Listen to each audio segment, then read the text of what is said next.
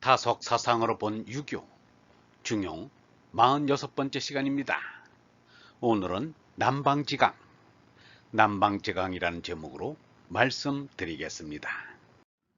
경애하는 얼번 여러분, 중용에서는 강을 남방지강과 북방지강으로 나눠서 말했습니다. 중국은 워낙 넓은 나라라 중국 안에서도 남쪽과 북쪽이 많이 다릅니다.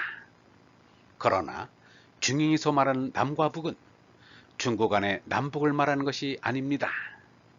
만리장성을 기준으로 남과 북으로 생각하면 됩니다. 중용을 쓴 춘추 시대에는 아직 진시황이 만리장성을 쌓기 전입니다. 아직 만리장성은 없었지만 곳곳에 성은 쌓여 있었습니다. 그것을 이어서 쌓은 것이 만리장성입니다. 만리장성 북쪽에서 사는 사람들은 자연 환경이 좋지 않아 자연스레 성길이 거칠고 사나워 싸우기를 잘했습니다. 진시황은 중국을 통일했을 정도로 으뜸가는 강자인데도 불구하고 방어를 위해서 만리장성을 쌓았습니다. 그것은 북쪽의 강을 진시황조차도 두려워했다는 증거입니다. 북방의 강으로 일어난 원금청에 의해 중국이 오랫동안 지배를 당한 치욕을 겪어야 했습니다. 결과는 북정부의 강이 남쪽문의 강에 삼켜졌다는 것입니다. 이것은 중국 역사의 또 하나의 아이러니입니다. 중용에 북방의 강, 남방의 강이라는 글이 남죽한 일인 것입니다. 노자가 이르기를 세상에 물보다 부드럽고 무른 것이 없으되 굳센 것을 치는 데는 이보다 먼저 잘할 게 없으니 그 밖에 바꿀 것이 없다.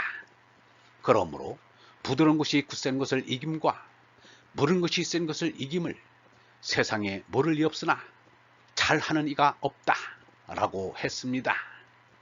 이것이 유약한 것이 견강한 것을 이긴다는 노자의 사상의 핵심입니다.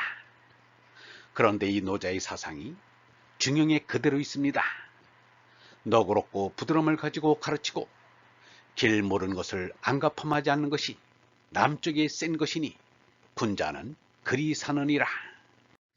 가장 중요한 사상에서는 노자와 공자가 다른 것이 없습니다.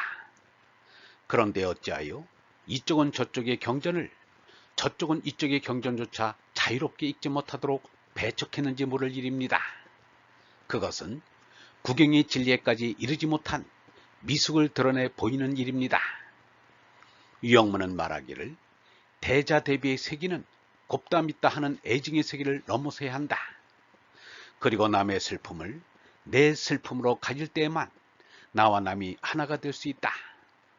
시원하고 좋은 세상으로 가기 위해서는 아픔과 쓴맛을 맛볼 때에만 나와 남 사이를 가로막는 산과 골짜기를 넘어서서 온 세상에 넘치고 넘쳐서 넘실넘실 춤추는 꿈을 이룰 수가 있을 것이다. 사랑에는 원수가 없다. 원수까지 사랑하는데 적이 있을 리가 없다. 언제나 힘이 없는 것 같지만 언제나 무서운 힘을 내놓는 것이 사랑이다. 사랑은 평등각이다.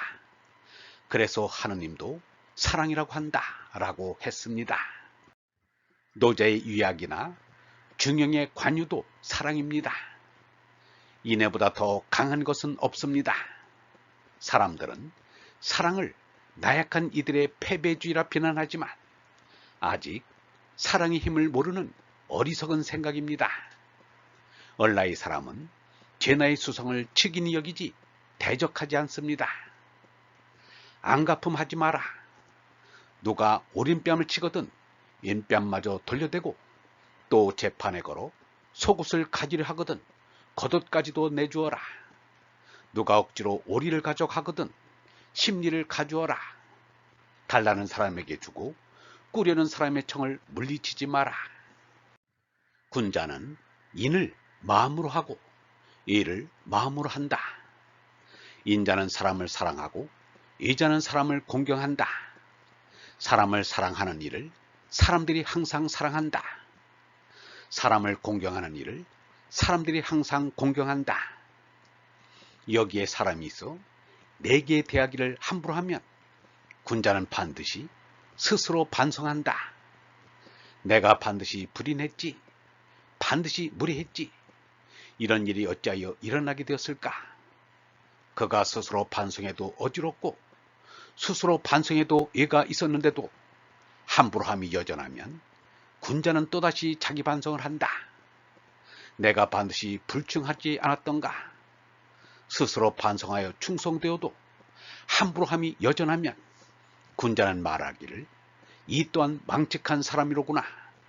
일할 것 같으면 짐승과 같구나. 짐승에게 따지는 것은 어렵지 않겠는가?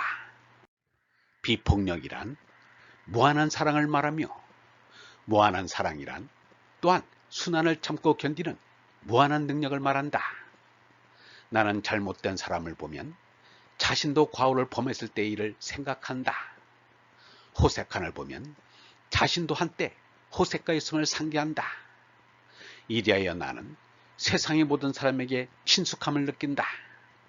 그리하여 동포의 신분이 가장 천한 사람이 행복하게 될 때까지는 자신이 행복해질 수 없다는 것을 통감한다.